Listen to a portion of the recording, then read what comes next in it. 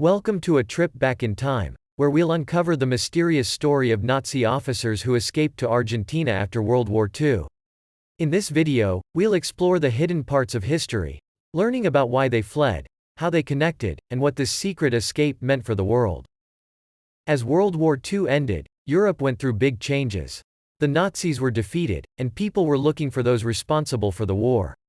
But in all this confusion, something surprising happened. Nazi officers escaped to a faraway place, Argentina.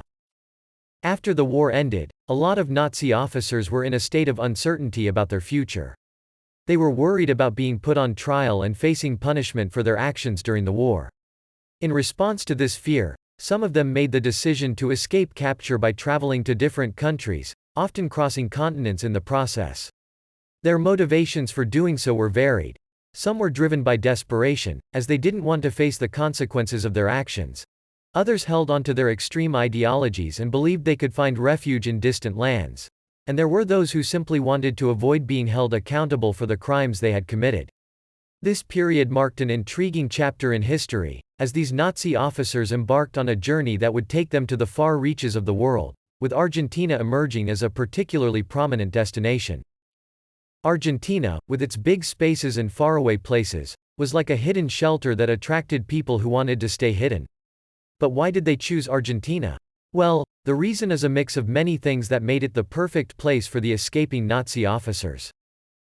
Different groups helped Nazis escape to Argentina. Some had secret connections, while others teamed up with friends to fake travel papers.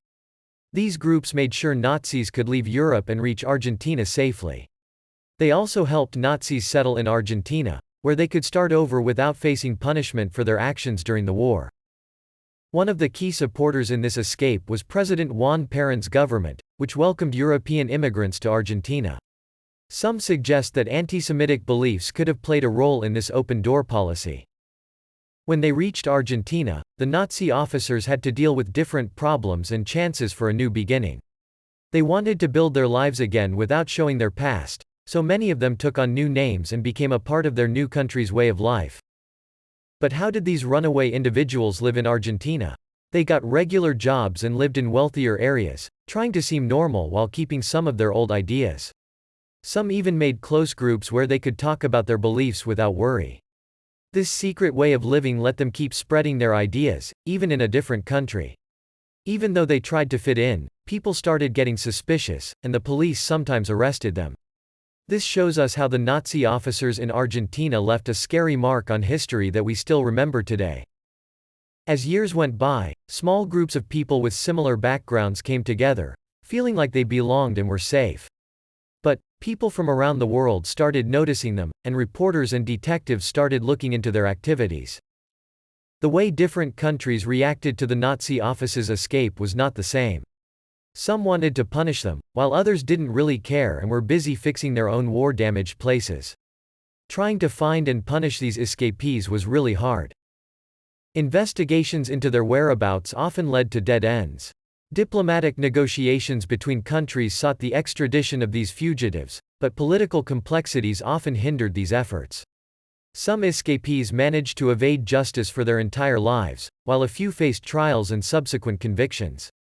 The legacy of these events serves as a reminder of the challenges in pursuing accountability and justice on a global scale. When the Nazi officers went to Argentina, it had a big effect. It showed that the way countries work together to punish wrong actions has problems, making us wonder if we can really make things right after a war.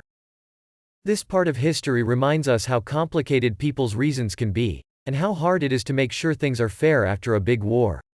It makes us think about how countries need to work together and watch out for ideas that can harm the whole world. As we finish this journey, we think about how things were in the past. The Nazis escaping to Argentina is a sign of how World War II still affects us today. It shows us that history, even the hard parts, keeps influencing our lives now and in the future. Thank you for joining us on this journey through the untold history of those who fled to Argentina. Don't forget to like, subscribe, and share to keep discovering the hidden stories that have made our world what it is today.